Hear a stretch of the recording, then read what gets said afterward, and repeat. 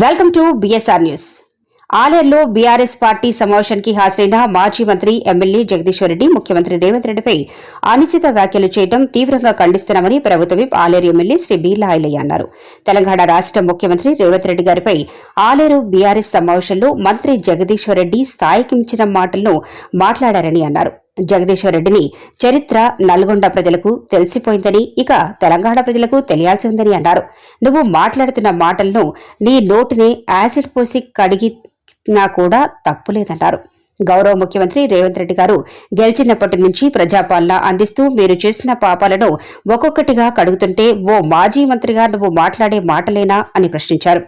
మీ కేసీఆర్ మంత్రులు ఎమ్మెల్యేల బట్టలు ఊడదీశారని, బట్టలు ఊడదీసినా మీకు సిగ్గు లేకుండా మీరు అధికారంలో ఉన్నట్లే ప్రవర్తిస్తున్నారని అన్నారు. మీరు ఈ అనుచిత వ్యాఖ్యలు బంద్ చేసి ప్రతిపక్ష పాత్ర వహించాలని తెలిపారు. జగదీశ్వర్ రెడ్డి, నువ్వు ఫామ్ హౌస్ లో కేసీఆర్ కు మందులో సోడా పోసి మంత్రి పదవి తెచ్చుకున్నావని అన్నారు. అలాంటి నువ్వే రేవంత్ రెడ్డి గారిపై అనుచిత వ్యాఖ్యలు చేయడం సరికాదన్నారు. లిక్కర్ స్కామ్, కాళేశ్వరం దోపిడీ, ఫోన్ ట్యాపింగ్ ఇలా ఒక్కొక్కటిగా మీ నిజాలు బయటపడుతున్నాయన్నారు. మీ అక్రమాలు చూసి ప్రజలు మిమ్మల్ని ఇంట్లో కూర్చోబెట్టారన్నారు. ఆలేరులో చేసిన అనుచిత వ్యాఖ్యలను వెంటనే వెనక్కి తీసుకోవాలని, మరోసారి ఇలాంటి వ్యాఖ్యలు చేస్తే తస్మాత్ జాగ్రత్త అని బీర్లా ఐలయ్య జగదీశ్వర్ రెడ్డిపై మండిపడ్డారు.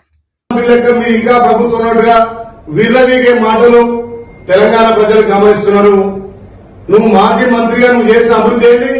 కేసీఆర్ ఫామ్ హౌస్ లో మందులో సోడా కలిపే నువ్వు మంత్రి పదవి తెచ్చుకొని మా ముఖ్యమంత్రి గురించి నువ్వు అనుచిత వ్యాఖ్యలు చేయడం మీకు ఎంతవరకు తగునని చెప్పి ఇలా మేము మీకు హెచ్చరిస్తున్నాం.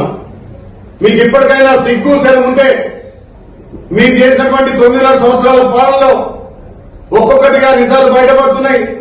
లిక్కర్ స్కామ్, కాళేశ్వరం దోపిడీ, ఫోన్ ట్యాపింగ్లు, నీ గత జీవితంలో నీ దొంగతనాలు ఇలా తెలంగాణ ప్రజలు గమనించే మిమ్మల్ని ఇంట్లో కూర్చోబెట్టినా గానీ సిగ్గు లేకుండా నిన్న ఆలేరులో నువ్వు చేసిన అనుచిత వ్యాఖ్యలను మేము తీవ్రంగా ఖండిస్తున్నాం.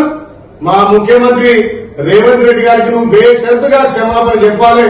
లేకపోతే ఇప్పటికే మీ అంగురాయుడింది, రేపు లోక్సభ ఎలక్షన్ లో మీ డ్రాయర్ కూడా ప్రజలు విడవిస్తారు.